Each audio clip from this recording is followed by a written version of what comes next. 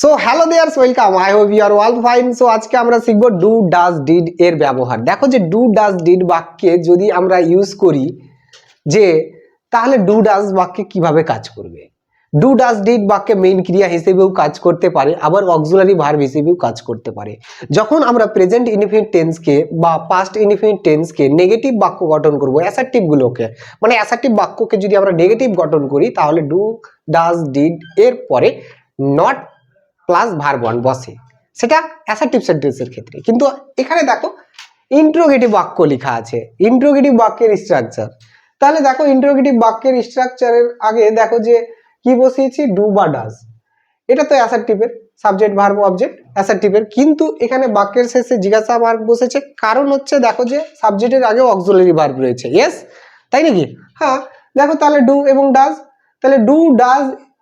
এবার ডু কোথায় বসবে, ডাজ কোথায় বসবে, এটা সাবজেক্টের উপরে নির্ভর করে। যদি সাবজেক্ট থার্ড পারসন সিঙ্গুলার হয়, হি, সি, ইট, এগুলো হচ্ছে third person singular. Ram, Jadu, Madhu, noun কোনো, এগুলো সবই হচ্ছে থার্ড পারসন সিঙ্গুলার।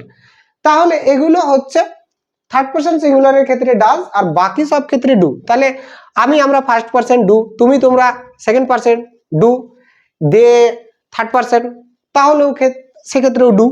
ওকে, তাহলে থার্ড পারসন সিঙ্গুলার যদি সাবজেক্ট হয় তাহলে সেক্ষেত্রে ডাজ, আর বাকি সব ক্ষেত্রে ডু। তারপরে দেখো সাবজেক্ট, তারপরে ভার্ব ওয়ান বসে, তারপরে অবজেক্ট বা আদার্স বসে যায়। ইয়েস, এই হচ্ছে ইন্টারোগেটিভ সেন্টেন্স বাক্য গঠনের ফর্মুলা ডু ডাজ ব্যবহারের ক্ষেত্রে। ওকে, তাহলে দেখো এবার হচ্ছে বাক্য নেব, তারা কি ঘরটি পরিষ্কার করে। দেখো দেখো তারা কি ঘরটি পরিষ্কার করে। তাহলে এই বাক্যটাকে কিভাবে গঠন করব।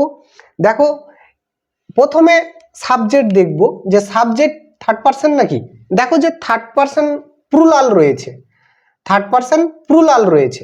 তারা, দে মনে হচ্ছে তারা, দে এখানে সাবজেক্ট। দে যদি সাবজেক্ট হয় তাহলে তার পূর্বে কি বসবে, ডু না ডাজ, ডু। তাহলে সর্বপ্রথম এই বাক্যে ডু বসবে।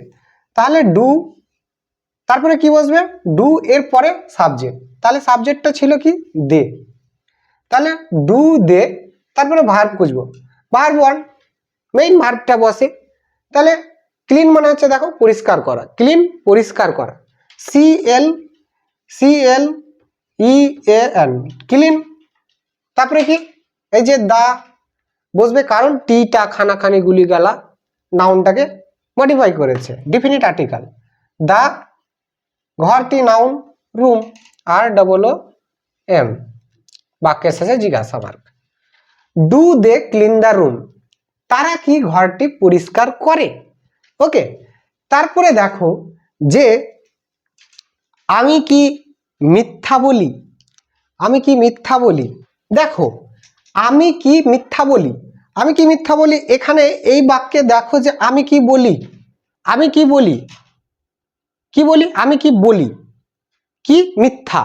তাহলে দেখো এটা প্রেজেন্ট ইনডিফিনিট টেন্সের প্রশ্নমূলক বাক্য। তাহলে প্রেজেন্ট ইনডিফিনিট টেন্সের প্রশ্নমূলক বাক্য গঠন করতে কি বসছে, এখানে আজকে আমরা ডু বা ডাজ দিয়ে বাক্যটাকে গঠন করছি।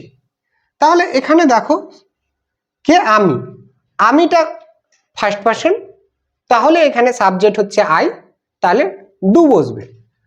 তাহলে ডু, তারপরে সাবজেক্ট হচ্ছে আই, তাহলে ডু আই, তারপরে ভার্ব হবে, বলার ইংলিশ হচ্ছে টেল, টি ই ডাবল এল। তাহলে ডু আই টেল, আমি কি বলি, মিথ্যা কথা, মিথ্যা, এ লাই।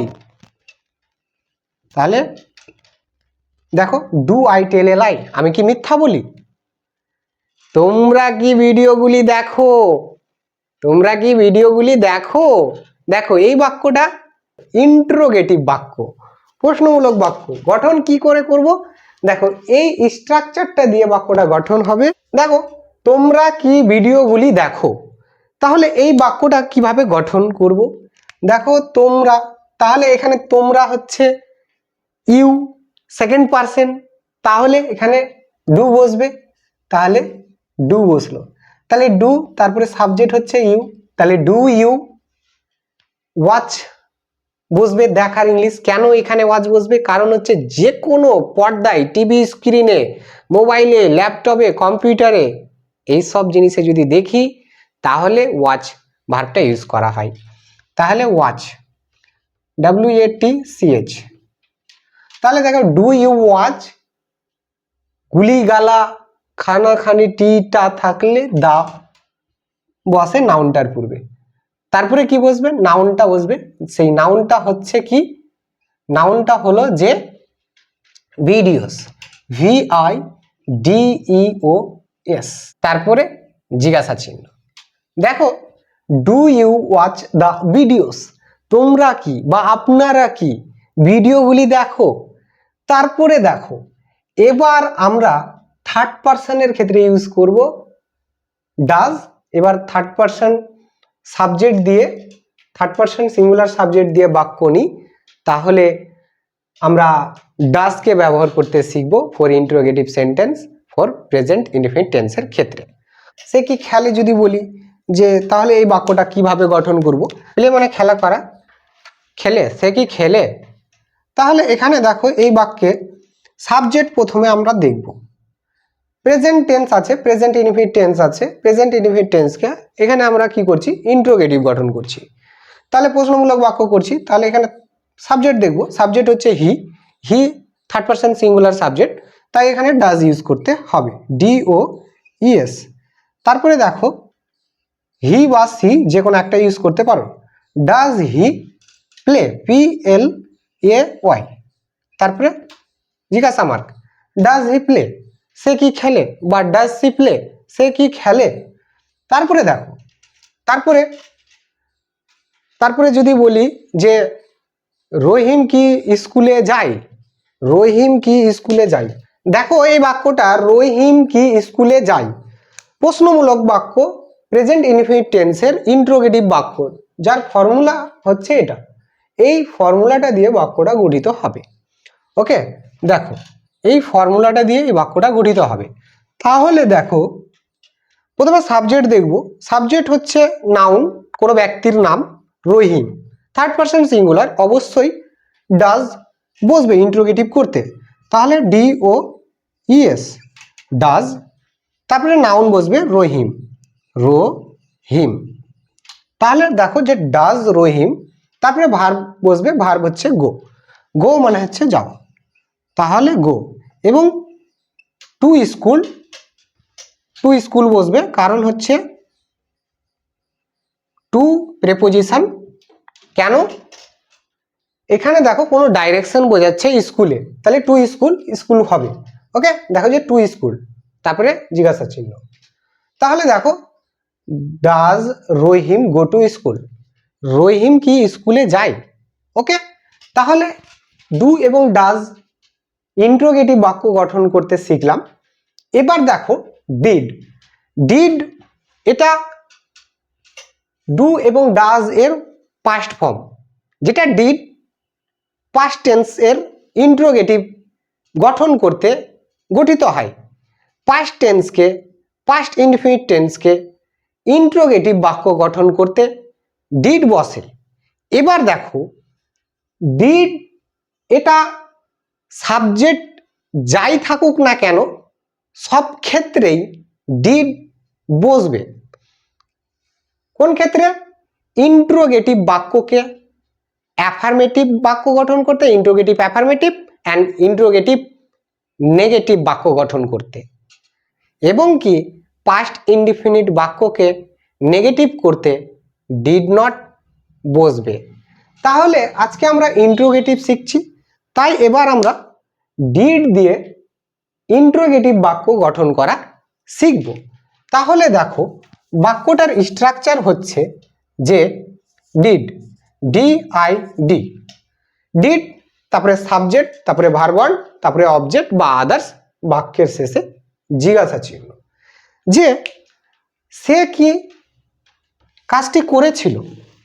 তাহলে দেখো বাক্যটায় সে কি কাজটি করেছিল, তাহলে করেছিল দেখো ক্রিয়ার শেষে ছিল, ছিলে, ছিলা, ছিলাম, ছিলেন, লি, ল, লে, লা, লি, লেন এগুলি যদি পাই ক্রিয়ার শেষে, তাহলে সেটা হয় পাস্ট ইনডিফিনিট টেন্স, মানে সর্বপ্রথম পাস্ট টেন্স, পাস্ট টেন্স, তারপরে দেখো যে পাস্ট টেন্সের পাস্ট ইনডিফিনিট টেন্স রয়েছে এটা।